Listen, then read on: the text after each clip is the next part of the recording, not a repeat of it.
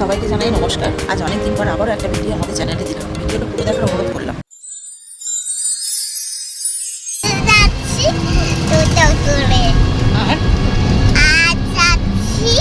ইমামবাড়া। আর কোথায় যাচ্ছ? ব্যান্ডেল চার্চ। কিসে করে যাচ্ছ? আমরা এখন ইমামবাড়া আর ব্যান্ডেল চার্চের জন্য যাচ্ছি। ওয়েদার খুবই ভালো, ট্রেন যায়, ঠিকই বলেছে। এটা আমি আগে একটা ভিডিওতে দেখিয়েছিলাম, তার কাছ থেকে দেখাবো। এটা হচ্ছে ব্যান্ডেল থেকে যে নৈহাটি যায়, আর এটা হচ্ছে সংশোধনাগার।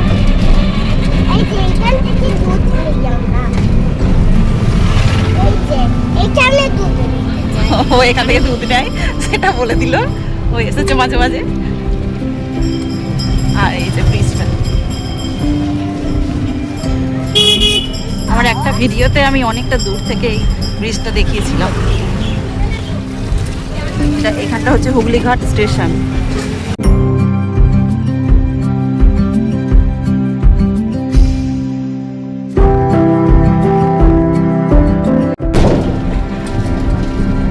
হাত কাঁপছে, আগে ছিল এইটা আর ওটা নতুন। হুগলিঘাট স্টেশন থেকে বেরিয়ে ওখানে টোটো ধরলে টোটোতে 10 টাকা ভাড়া নেবে, বা হুগলি স্টেশন থেকে, হয়তো হুগলি স্টেশন থেকে ভাড়া বেশি নেবে, হুগলিঘাট থেকে 10 টাকা নেবে ইমামবাড়া। কিন্তু ইমামবাড়ায় আমরা এখন ঢুকবো না, আগে যাব ব্যান্ডেল চার্চ, তারপরে ফেরার পথে ইমামবাড়ায় আসবো। এটা হচ্ছে ক্লক টাওয়ার, পরে এসে আমরা ইমামবাড়া দেখাচ্ছি। এটা এন্ট্রান্স। এখন যাচ্ছি আমরা ব্যান্ডেল চার্চ। এই সেম রাস্তা দিয়ে ব্যান্ডেল চার্চ পড়বে। ব্যান্ডেল চার্চ থেকে ইমামবাড়া আসতে গেলেও টোটো ধরলে 10 টাকা ভাড়া নেবে, বা ইমামবাড়া থেকে ব্যান্ডেল চার্চে গেলেও 10 টাকা ভাড়া। এই রাস্তাটা সোজা যায় চকবাজার মাছের বাজার, আর এদিকে গিয়ে হচ্ছে সবজি বাজার। সবজির বাজার বসে, এখনো বাজার বসে আছে, সারাদিনে মোটামুটি বাজার থাকে।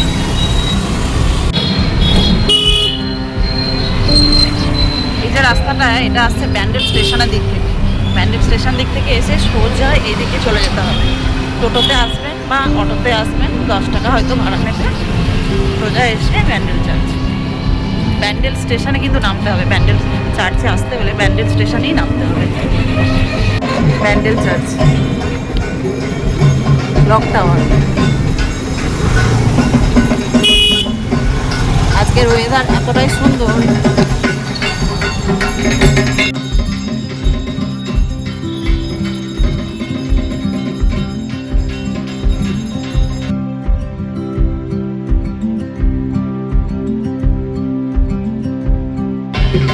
এটা ব্যান্ডেল চার্চ। সোজা ওই দিক দিয়ে আসবে, যখন কেউ ইমামবাড়া দিয়ে আসবেন ওই রাস্তা, আর ব্যান্ডেল স্টেশন দিয়ে এই যে অটো দাঁড়িয়ে আছে, এই অটোগুলো যাবে ব্যান্ডেল স্টেশনে।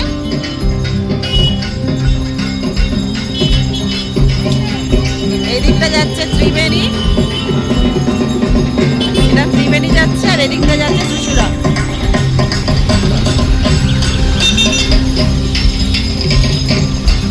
বলে রাখি, ব্যান্ডেল চার্চে ঢুকতে গেলে কিন্তু কোনো টাকা লাগে না, কিন্তু ইমামবাড়ায় লাগে। ব্যান্ডেল চার্চে ঢুকতে কোনো রকমই টাকা লাগে না।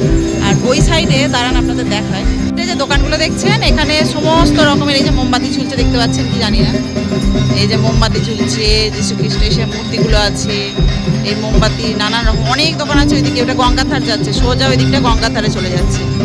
তো এই মোমবাতিগুলো এখান থেকে কিনে আপনি ওখানে মোমবাতি জ্বালতে পারেন আর কি। আর এই যে সময়টা দেখিয়ে দিলাম, এটা কিন্তু 4:50, মানে 4:50, 1 মিনিটও কিন্তু দেরি হয় না।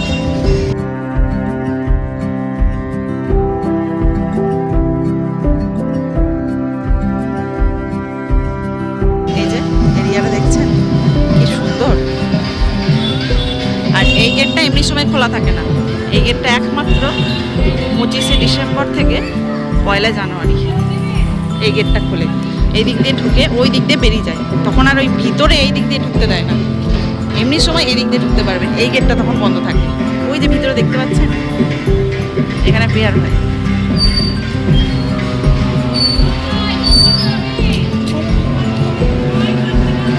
আর এখানে সমস্ত কবরগুলো দেওয়া আছে। আমি ভেতরে উঠতে পারছে না, এগুলো সব পরিষ্কার করেছে তো। আচ্ছা ঠিক আছে, উঠি একবার। এখানে এই যে কবর দেওয়া আছে।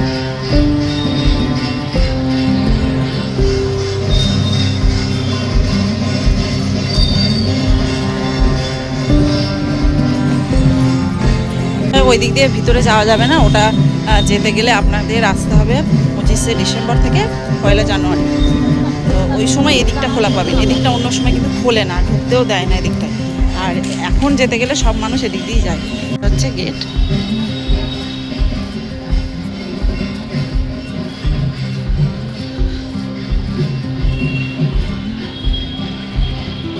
আমার আরও আগে এই ভিডিওটা করা দরকার ছিল, যেহেতু বাড়ির কাছে এটাকে আমি অনেক পরে দিচ্ছি।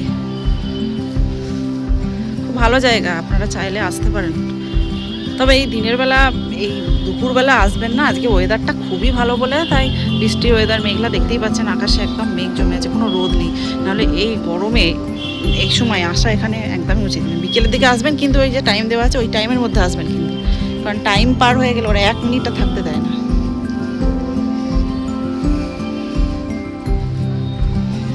এই যে আমার মেয়ে, কি ওটা মা? আর দিদিকে তো আপনারা আগেই দেখেছেন।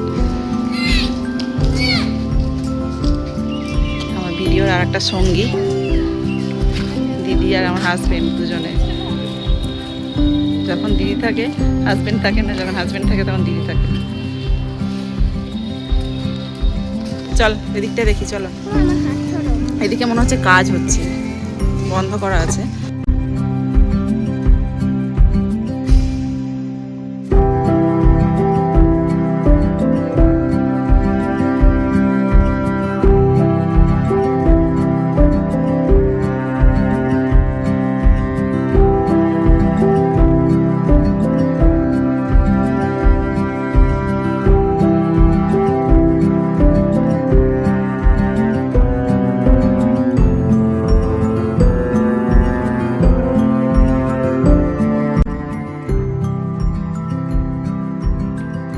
এই ঘরের ভিতরে সেই ঐতিহাসিক জাহাজের মাস্তলটি সংগ্রহ করে রাখা আছে।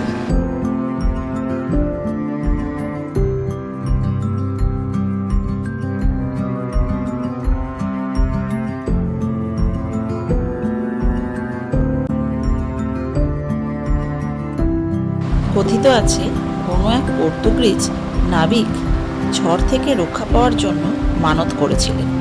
কথা মতো ঝড় থেকে রক্ষা পাওয়ার পরে তিনি এই যে কাঠের মাস্তলটি গির্জাকে দান করেন। এই গির্জাটির আসল নাম হলো ব্যান্ডেল ব্যাসিলিকা। পর্তুগিজরা এই গির্জাটি 1599 সালে তৈরি করেন।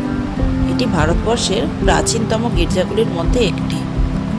মুঘল সম্রাট শাহজাহান 1632 সালে তার বাহিনী নিয়ে হুগলি আক্রমণ করেন।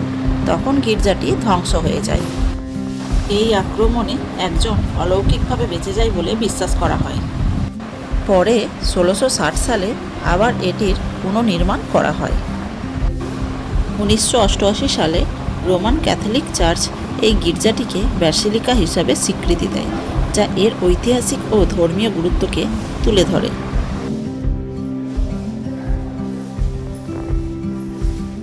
থেকে বেরিয়েই না এখানটায় এই যে মোমবাতি জ্বলছে, আগে এইখানটায় ছিল না, এখন দেখছি এখানটাতেও রেখেছে। ভিতরে বেশি মোমবাতি সব জ্বলে। এখানে একটা এই যে দেখুন,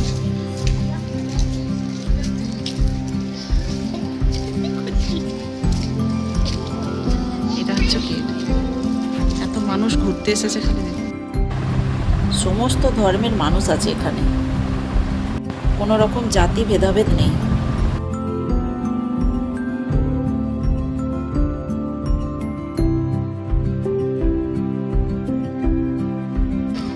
ওদিকগুলো আমি পরে যাচ্ছি, দেখাচ্ছি। আমি ভিতরটা চোখ আপনাদের দেখাই, ভিতরটা যে কতটা সুন্দর। আর এই যে লেখাই আছে এখানে, শালটা দেওয়াই আছে, অনেক পুরনো। হুগলি জেলার ঐতিহাসিক হচ্ছে ব্যান্ডেল চার্চ আর ইমামবাড়া। এখান থেকে মোবাইল ফোন বন্ধ। ঠিক আছে, দেখছি ভিতরে। ভিডিও করা বারণ আছে, একবার জেনে নিই, হ্যাঁ তারপরে করছি। পারমিশন নিলাম যে একটু ভিডিও করবো। ওখানে একজন দাদা বসেছিলেন, বললো হ্যাঁ করো। হ্যাঁ করি, সবাই তো করছে দেখছি। গির্জার ভিতর এই বারান্দা দিয়ে হেঁটে যাওয়ার সময় দুপাশে ওপরে খ্রিস্টীয় ধর্মের বাণীগুলির চিত্রসহ বর্ণিত আছে।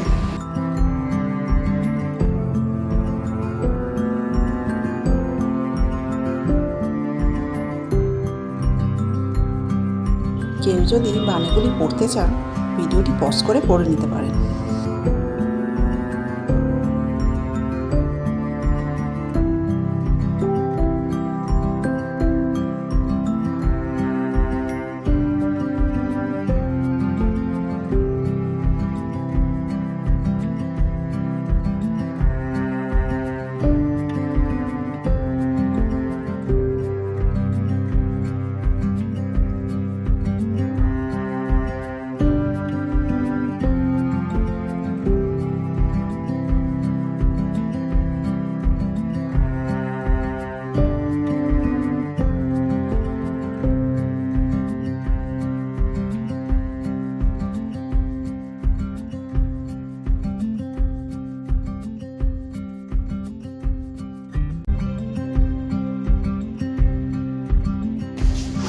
সবাই জুতো খুলে যাচ্ছে ভিতরে। এই যে ভিতরে কিন্তু ভিডিও করা যাবে না, আমি দেখাতে পাচ্ছি না ভিতরের ভিডিও।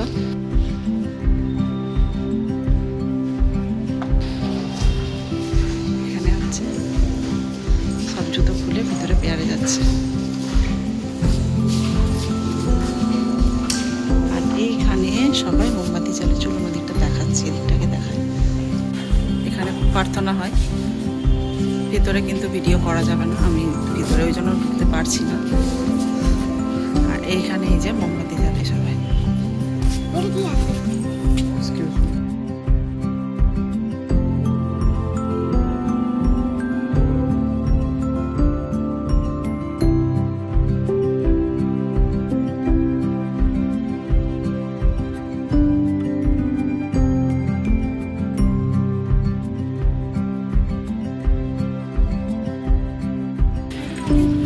সবাই এখানে মোমবাতি জ্বালায়। উপরেও মোমবাতি জ্বালা যায়, কিন্তু হাওয়া দিলে ওপরে গুলো নিভে যায়। বেশিরভাগটা এখানেই জ্বালা হয়।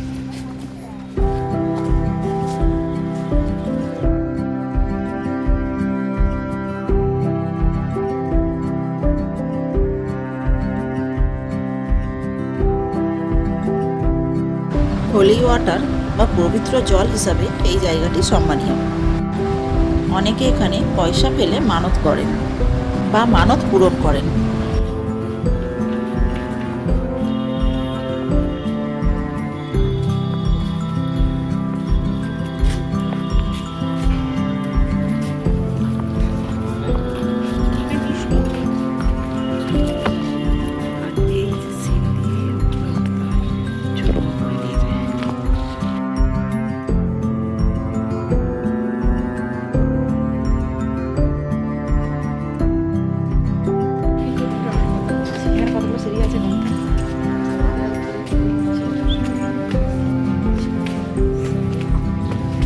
হ্যাঁ অপর পর্যন্ত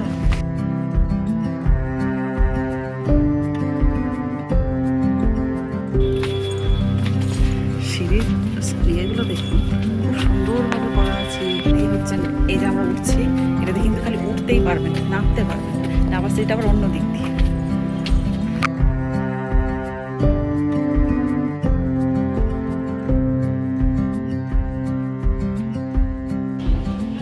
ওখানে ওই যে প্রার্থনাটা ওখানে হচ্ছে, আর ওই দিক দিয়ে নামবে নেমে। কিন্তু এটা দিয়ে আমরা উঠলাম, এটা দিয়ে উঠেছে, আর ওই দিকে সেইটা দেখছি, ওটা দিয়ে কিন্তু নেমে যাবে। মানে কোনো ঠেলা ঠেলি, কোনো হইচই কিচ্ছু হবে না।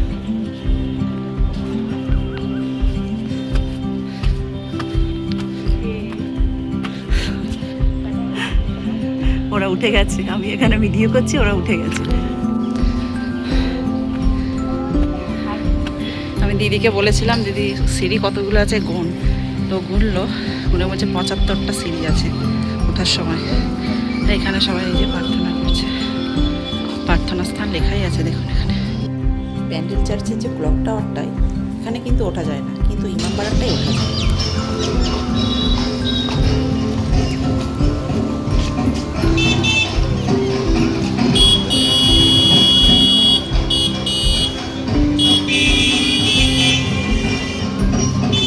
ওপরে মোমবাতি জ্বালানো জায়গাটা দেখুন কতটা সুন্দর। অনেকেই আছেন যারা মোমবাতি ওপরে জ্বালাতে চান, তারাই এই ওপরে এসে মোমবাতি জ্বালাবে। এই যে এখানে দেখতে পাচ্ছেন, আর ওইটা দিয়ে নামতে হবে। গেট থেকে প্রবেশের সময় যে কবরগুলো দেখিয়েছিলাম,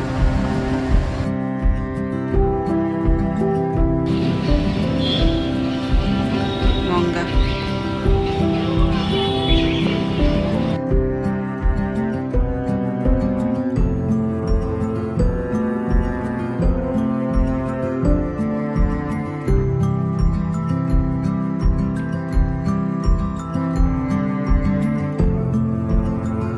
এই সিঁড়িটা যেমন যাওয়া যায় না, মানে অনেক সিঁড়ি বন্ধ থাকে। পাবলিকের জন্য এই দুটো সিঁড়ি খোলা থাকে। যে কোনো জায়গায়, সব জায়গায় তো খোলা থাকবে না, পাবলিকের হাতে পড়লে নষ্ট হয়ে যাওয়ার চান্স থাকে। একটা অনুরোধ রইল, আমাদের এই ভিডিওগুলো যদি আপনাদের ভালো লাগে তাহলে চ্যানেলটিকে সাবস্ক্রাইব করতে পারেন, আর পাশে যে বেলটি আছে সেটি প্রেস করে রাখবেন, তাহলে পরবর্তী ভিডিওগুলো পেতে সুবিধা হবে। এই বিল্ডিংটাই কিন্তু সাধারণ মানুষের জন্য প্রবেশ নিষেধ। এখানে হচ্ছে বাথরুম, খাওয়ার জল।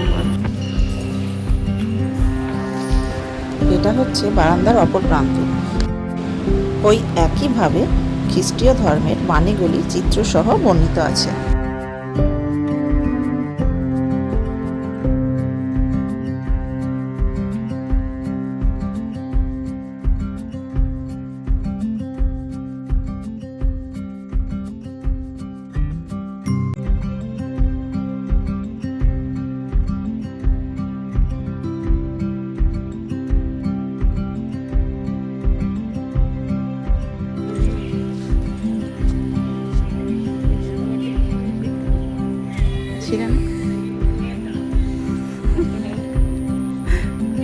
আমরা এসেছি ভিডিও করতে, কিন্তু আমাদের গাছের দিকে বেশি নজর।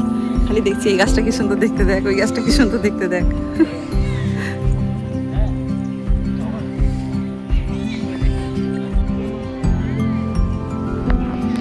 চলুন দেখি এবার মাঠের দিকে যাই, কি আছে দেখি। আমি এতবার এসেছি কিন্তু ওই মাঠের দিকে কোনোদিনও যাইনি। আমি বিকেলবেলা আসি তো, বিকেলবেলা ওই দিকটা যাওয়ার ইচ্ছা হয় না। এখান থেকে দেখে ইমামবাড়া চলে যায়। যদিও নিজে ঘুরতে খুব কমই আসি, কাউকে হয়তো নিয়েই আসি বেড়াতে, কেউ এলো হয়তো বাড়িতে, তাদেরকে নিয়ে আসি। তার জন্য দুটো জায়গা দেখার জন্য এখানে আর মাঠে কোনোদিনও আসা হয় না। এদিকটা কেমন আমি নিজেও জানি না।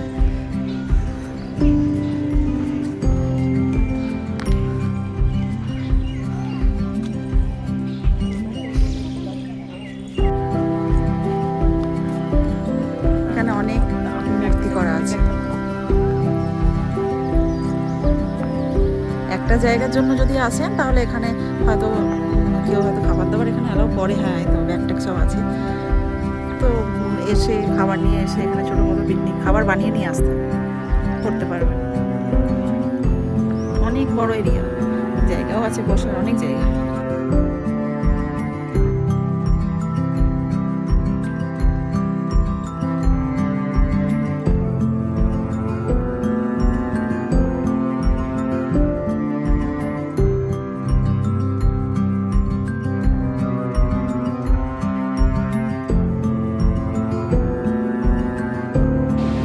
মাদার মেরির মূর্তি এটি।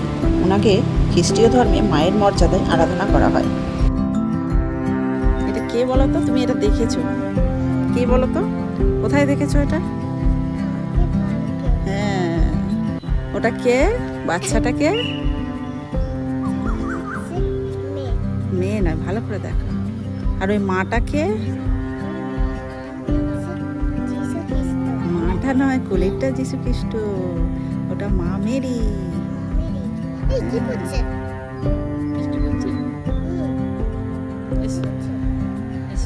সেম মূর্তি আমাদের পার্কে যখন 25শে ডিসেম্বর হয় তখন এই মূর্তিগুলো ওখানে দেয়। আমাদের বাড়ির সামনে যে পার্কটা আছে, তো ও দেখে চিনে গেছে। এই যে কে বলো? তুমি চিনতে পেরেছো, বুঝতে পেরেছো? প্রথমে দেখতে পার্কে ছিল। আচ্ছা চলো। আমি হাঁটছি বলে ভিডিও খুব কাঁপছে, ফোনে তো ভিডিও করা প্রচুর কাঁপে। চেষ্টা করি যাতে হাত না কাঁপে, তাও হয় না। এই বিল্ডিংটা আমার জানা নেই কিন্তু, কারণ এই দিকগুলো না আমাদের কাউকে মানে পাবলিকের জন্য এই দিকগুলো খোলা নেই। শুধু ঢুকে যেটুকু আপনাদের ভিডিও করে দেখালাম ওইটুকুই খালি ঢুকতে পারবেন, তার বেশি এখানে কিন্তু ঢুকতে পারবেন না। এগুলো কি আমি সঠিক বলতে পারবো না। হয়তো কেউ থাকে, এসি লাগানো আছে যেহেতু, থাকার জন্যই হবে হয়তো। অনেক তো শিষ্যরা থাকবে। শুধু ওইটুকু এরিয়া প্রার্থনা, যেগুলো প্রার্থনা করতে পারবেন সেই সব জায়গাগুলো খালি খোলা থাকে। ঠিক আছে, চলুন এবার আমরা বেরোই, যাবো এবার ইমামবাড়া। পুরো এরিয়াটা একবার দেখিয়ে দিই আপনাদের। ওইটা গেট, এটা দিয়ে এসে ঢুকবেন, সোজা যাবেন, আবার সময় যাবেন যখন তখন সোজা যাবেন, এসে যখন আসবেন দেখতে পাবেন আমার সারা এদিকটা হচ্ছে পার্কটা। এখানে হচ্ছে ঘোরা যায় পুরো এরিয়াটা।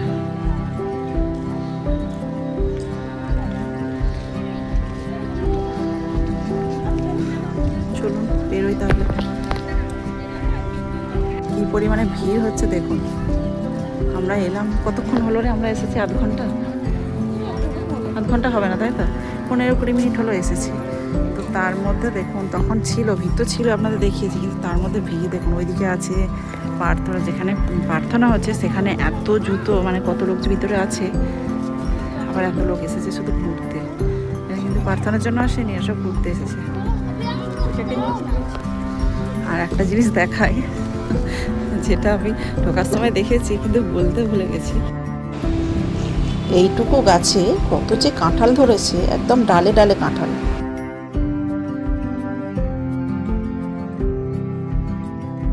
বেরোনোর গেট একটাই। এগুলো খুব বিক্রি হচ্ছে, আমার মেয়ে এখনো কিছু বলেনি নেবে কি নেবে না। আপনাদের দোকানগুলোর কথা প্রথমেই বলেছিলাম, দোকানের কথা। এই যে দোকানগুলো একবার দেখিয়ে দিই।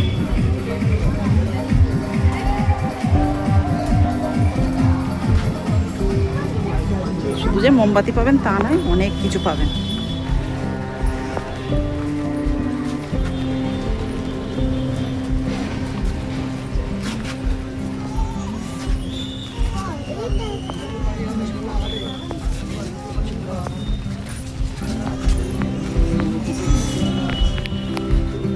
চলো একটু এগিয়ে যাই।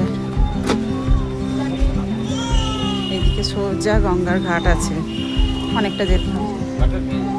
আমি আর যাচ্ছি না, অনেকটা যেতে হবে। চলুন তাহলে এবার যাওয়া যাক, কারণ আমি এটা কিন্তু দুটো পার্টে দেবো।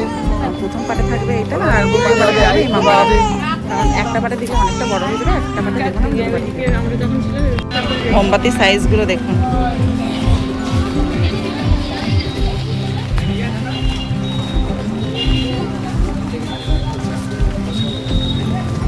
ওখানে ঝুলছে দেখুন কত লম্বা লম্বা সব মোমবাতি।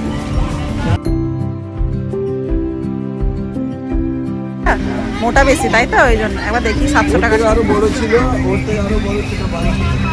700 টাকার হচ্ছে এই লালটা, অনেক মোটা। আর এই যে লম্বাগুলো, এগুলো 500 টাকা। আমি কাকুকে সব জিজ্ঞাসা করছিলাম, 500 টাকা। আর এইগুলো মনে হয়, এগুলো 10 টাকা বললেন তাই তো? 5 টাকা 12টা নিলে।